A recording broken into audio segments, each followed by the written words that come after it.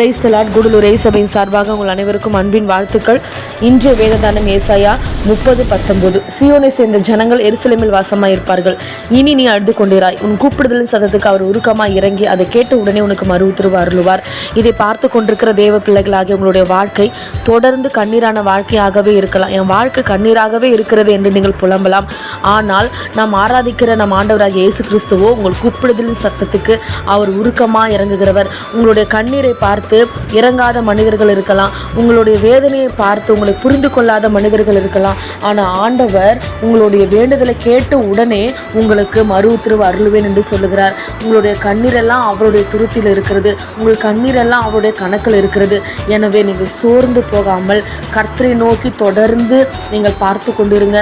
அவரையே உங்களுடைய பலனாக கொண்டிருங்க. உங்கள் கண்ணீரெல்லாம் மாறும். கர்த்தர் உங்கள் கண்ணீரை களிப்பாக மாற்றுவார். God bless you.